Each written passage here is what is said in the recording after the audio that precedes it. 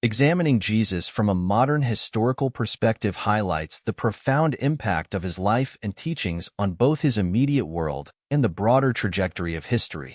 This approach neither diminishes his spiritual significance nor confines him to the realm of faith. Instead, it situates him within the tangible realities of first-century Palestine while acknowledging his enduring influence. First, we're going to analyze the historical context which Jesus lived in, and then we're going to assess the historical evidence on the following order: archaeological evidence, written texts starting with non-Christian sources such as pagan texts and Jewish texts. Finally, we'll see how the Gospels influence our historiographical vision of Jesus Christ. 1. Historical context. In the first century, Palestine was a region defined by its strategic importance and its volatile socio-political landscape. Under the control of the Roman Empire, it was a land of intersecting influences: imperial authority, local resistance, and deeply entrenched religious traditions. Understanding this historical context is essential for comprehending the life and impact of Jesus. Politically, Palestine was a client state of Rome, ruled indirectly through local leaders like Herod the Great and later his sons, as well as through Roman-appointed governors such as Pontius Pilate. The Roman presence was marked by heavy taxation, military occupation, and cultural imposition. While the empire sought to maintain stability, its governance often provoked unrest, particularly among those who saw Roman rule as a desecration of their religious and cultural identity. Socially, the population of Palestine was deeply divided along economic and class lines. A small elite, including Roman collaborators and the priestly aristocracy, benefited from the imperial system. Meanwhile, the majority, peasants, artisans, and laborers, endured poverty and exploitation. This inequality fueled resentment and fostered a yearning for justice and liberation, sentiments that are often reflected in Jesus' teachings about the poor and oppressed. Religiously, first-century Palestine was dominated by Judaism, but even within this shared tradition, there was significant diversity.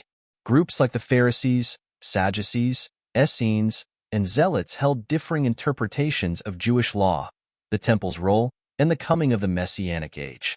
The temple in Jerusalem stood at the heart of Jewish religious life, but it was also a symbol of tension, as it was closely tied to the Roman political apparatus. Messianic expectations were particularly potent during this period. Many Jews believed a divinely appointed leader would arise to restore Israel's sovereignty and bring about a new era of righteousness. These hopes were not uniform. Some envisioned a warrior king like David, while others anticipated a more spiritual savior. Into this charged environment stepped Jesus, whose message of the kingdom of God would have been understood by his contemporaries within the framework of these eschatological expectations. The broader Hellenistic culture, inherited from the conquests of Alexander the Great, also played a role. Greek language, philosophy, and customs permeated much of the Eastern Mediterranean, influencing everything from trade to education. This cultural fusion created both opportunities for exchange and sources of friction, as traditional Jewish communities sought to preserve their identity amidst the pervasive influence of Hellenism. Against this backdrop, the figure of Jesus emerges as both a product of his time and a radical voice within it. His teachings, actions, and eventual execution must be understood within the dynamics of Roman oppression, Jewish religious diversity, and the socio-economic struggles of the people he sought to engage. Far from being isolated, Jesus' life was deeply intertwined with the historical forces shaping his world. 2. Archaeological evidence. The archaeological evidence related to Jesus does not include direct artifacts tied to his life or ministry, but it provides crucial insights into the world he inhabited, helping historians construct the socio-political and cultural context of first-century Palestine. This evidence supports and illuminates the settings described in the Gospels, grounding their narratives in the material realities of the time. One of the most significant archaeological discoveries is the Pontius Pilate inscription, unearthed in Caesarea Maritima, the administrative capital of Roman Judea. This limestone block, bearing an inscription that names Pilate as the prefect of Judea, confirms the historical existence of the Roman governor who oversaw Jesus' trial and crucifixion. The inscription not only validates the gospel accounts of Pilate's role, but also reinforces the broader Roman presence in the region. The physical remnants of Nazareth, Jesus' hometown, have also been examined extensively. Archaeological studies of the site reveal a small, agrarian village of modest dwellings, consistent with the depiction of Jesus' humble origins. Excavations have uncovered storage pits, water systems, and evidence of terraced farming, offering a glimpse into the daily life of the community where Jesus grew up.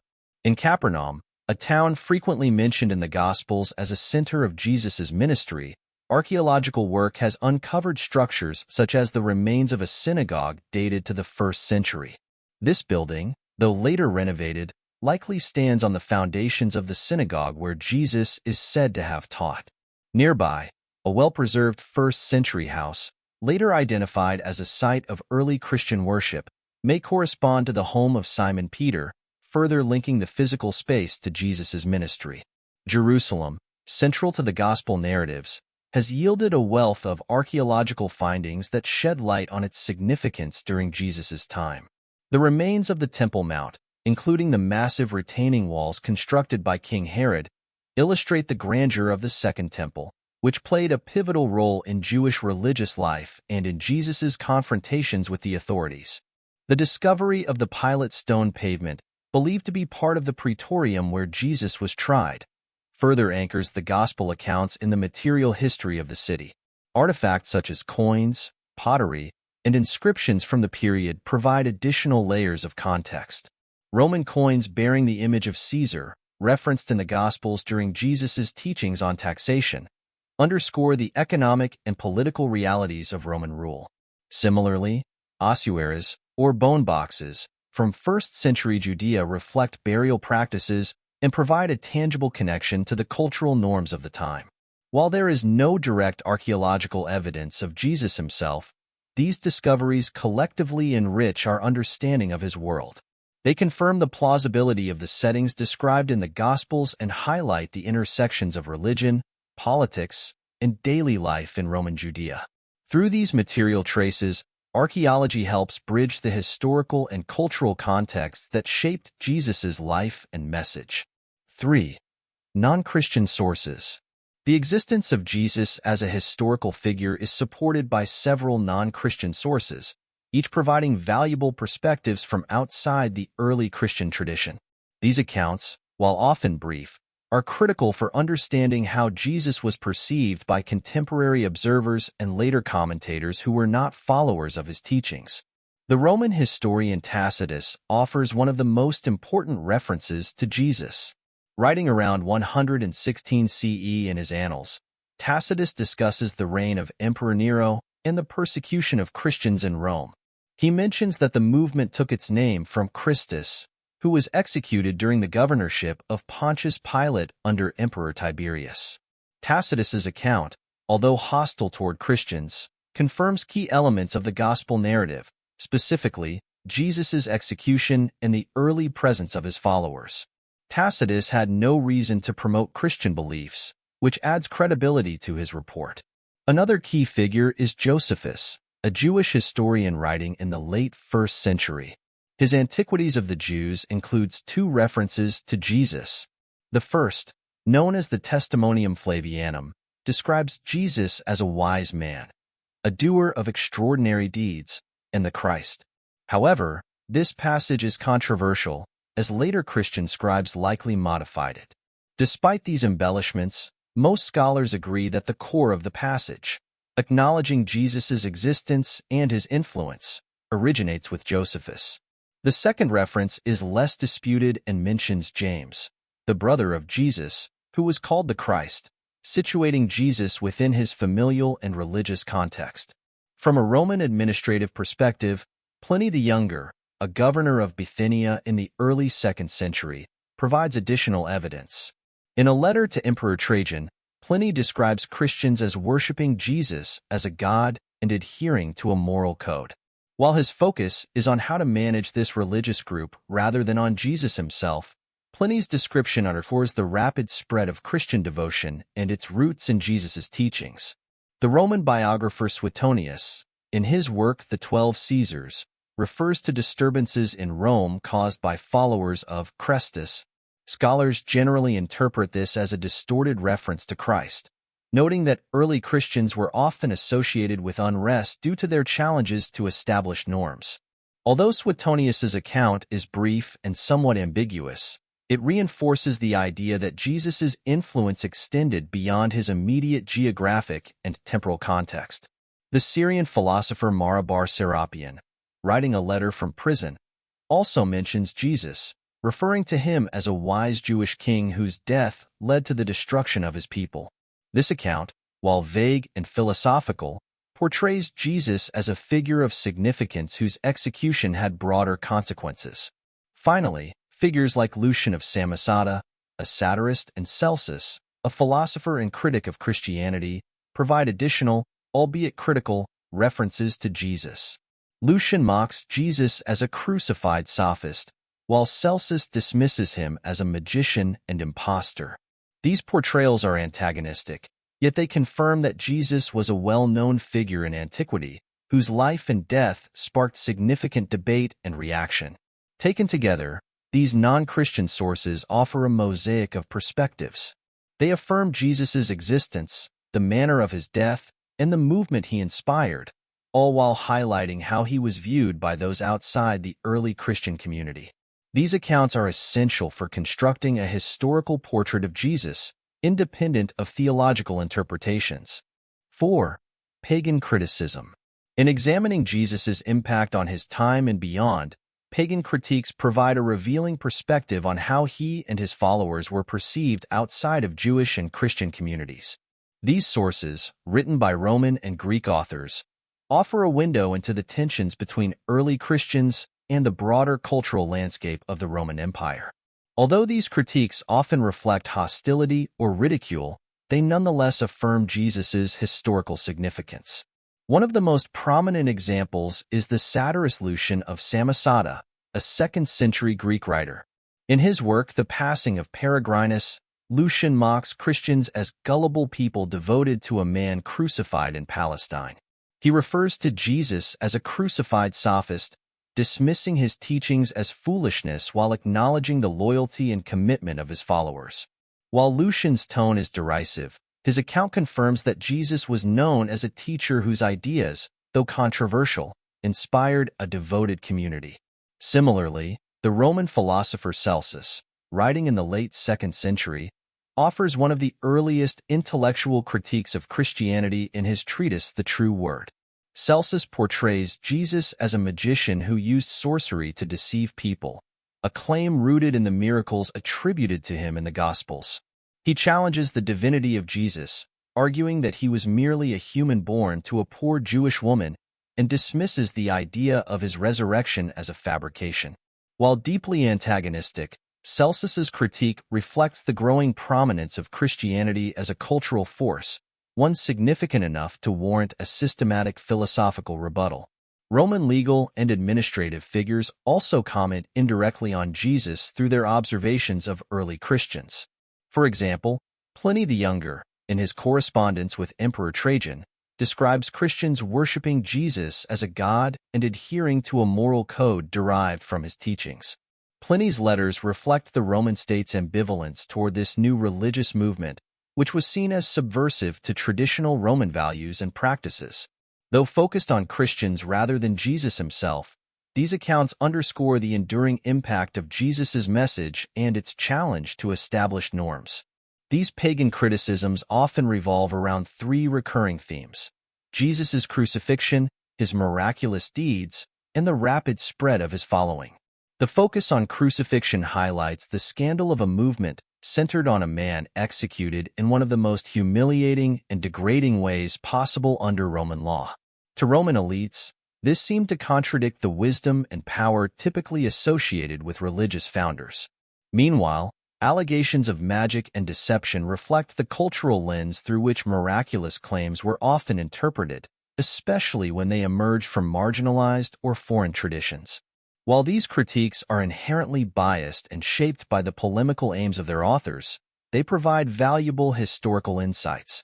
They affirm the widespread awareness of Jesus and the significance of his movement within the Roman Empire, even among those who sought to discredit it. Moreover, they reveal how the figure of Jesus became a focal point for broader cultural anxieties about the rise of Christianity and its challenge to Roman religious and social hierarchies. By examining these pagan criticisms, historians gain a fuller understanding of how Jesus was perceived in antiquity, not only as a religious leader but as a controversial figure whose influence extended well beyond his immediate followers. These accounts, despite their antagonism, testify to the historical resonance of Jesus' life and the enduring impact of his teachings. 5. Jewish texts on Jesus. Jewish texts from antiquity provide a complex and often adversarial perspective on Jesus, reflecting the tensions between early Christianity and Jewish communities. These references are found primarily in rabbinic literature, including the Talmud, and in later polemical works like the Toldat Yeshu. While these sources are often hostile or dismissive, they offer indirect confirmation of Jesus' existence and a glimpse into how he was perceived within Jewish circles after his death. The Babylonian Talmud, a central text of rabbinic Judaism compiled between the 3rd and 6th centuries CE, contains several references to a figure believed to be Jesus. In one passage, Jesus is accused of practicing sorcery and leading Israel astray. This portrayal is significant because it aligns with accusations of miraculous deeds found in the Gospels, albeit reinterpreted here as sorcery rather than divine power. The charge of leading Israel astray reflects the rabbinic perspective on Jesus as a threat to Jewish law and tradition.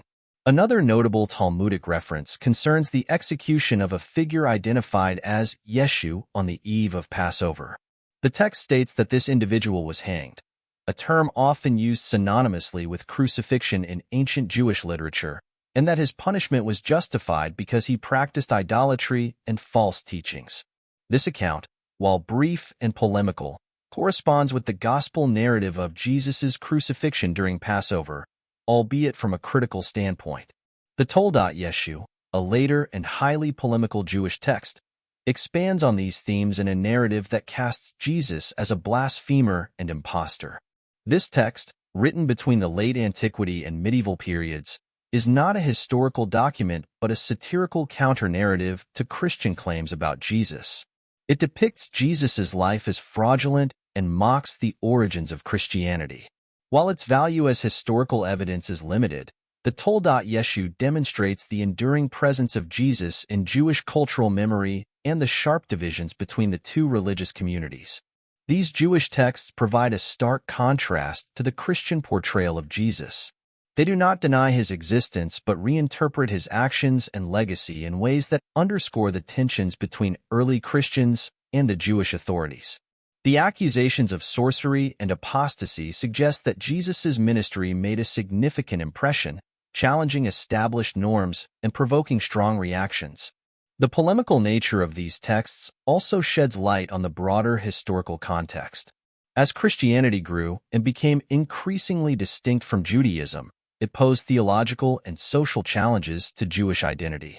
The critical depictions of Jesus in Jewish sources reflect this dynamic, illustrating the struggle to define religious boundaries in a period of profound transformation.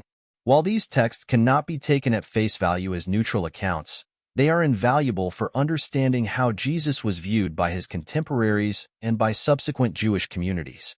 Their criticisms highlight the profound impact Jesus had on his environment and the ways in which his legacy was contested across cultural and religious divides. 6. The Gospels. The Gospels are central to our understanding of Jesus, but their role as historical sources requires careful scrutiny. Written decades after Jesus' death, these texts are both theological documents and narratives reflecting the beliefs of early Christian communities. As such, historians must evaluate them critically to separate historical content from theological interpretation.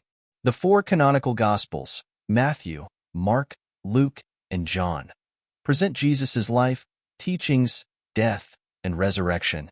Each Gospel offers a distinct perspective, shaped by its audience and the theological aims of its authors. The Synoptic Gospels, Matthew, Mark, and Luke, share significant overlaps in content and structure, leading scholars to conclude they relied on shared sources, such as the hypothesized Q source. John, in contrast, stands apart with its more developed theological reflection and less emphasis on the chronology of events. From a historical standpoint, the Gospels provide essential, albeit partial, evidence about Jesus. Events such as his baptism by John the Baptist and his crucifixion under Pontius Pilate are widely regarded as historically credible. These elements are attested by multiple sources and are unlikely to have been invented by the early Christian community, particularly because they reflect aspects of Jesus' life that could have been viewed as controversial or embarrassing. For example, his crucifixion, an execution reserved for criminals and political rebels, would have been a point of contention for early followers attempting to establish credibility. However, the theological motivations of the Gospel authors complicate their reliability as purely historical accounts. The Gospels were written in Greek, decades after the events they describe, and reflect the concerns of Christian communities grappling with persecution, theological debates, and the task of defining their identity. This temporal and cultural distance introduces layers of interpretation, shaping how events were remembered and recorded. For example, the narratives of Jesus' birth, his miracles, and his resurrection are rich in symbolism, designed to convey theological truths as much as historical facts. Historians employ specific criteria to evaluate the Gospel's historical content. The criterion of multiple attestation assesses whether a particular event or saying is supported by more than one independent source. The cleansing of the temple, for example, appears in all four Gospels and is therefore considered likely to have a historical basis. Similarly, the criterion of embarrassment considers elements unlikely to have been fabricated, such as Jesus' association with tax collectors and sinners, which challenged social norms and undermined conventional notions of religious purity. Equally important is the socio-political context embedded in the Gospels. References to Roman occupation, Jewish religious practices, and the dynamics of local governance align with what is known from external sources, anchoring the narratives in the realities of first-century Palestine. For instance, the portrayal of Pontius Pilate as a key figure in Jesus' trial reflects the historical tension between Roman authority and Jewish leaders. At the same time, historians recognize the Gospel's limitations. They were not written as objective biographies, but as proclamations of faith. Events are sometimes arranged thematically rather than chronologically, and the theological emphasis on Jesus' divinity influences how his actions and words are presented. This requires caution when reconstructing a strictly historical account of Jesus' life. Despite these challenges, the Gospels remain invaluable for understanding the historical Jesus. By approaching them with a critical yet open perspective, historians can extract insights into his teachings, his interactions with contemporaries, and the profound impact he had on the world around him. While not purely historical records, the Gospels are indispensable for piecing together the life and legacy of Jesus within his historical context. 7. Conclusion. Modern scholarship reveals the complexity of reconstructing Jesus' life. The Gospels, non-Christian writings, and archaeological findings provide fragments of evidence that, when pieced together, form a portrait that is both compelling and incomplete. This mosaic reminds us of the limitations of historical inquiry while affirming its value in enriching our understanding of Jesus as a historical figure. From a modern viewpoint, the historical Jesus serves as a focal point for exploring broader questions about ethics, leadership, and the power of ideas. By engaging with Jesus historically, we gain not only a deeper appreciation of his humanity, but also a renewed perspective on the forces that shaped and continue to shape the human experience. We'd love to hear your thoughts on possible future topics. What areas of human evolution would you like to explore next? Leave your suggestions in the comments, and let's keep the conversation going. As always, our references and further reading are listed in the description below if you'd like to dive deeper into the subject. Thanks for watching, and we'll see you in the next episode. And do not forget, subscribe to the knowledge.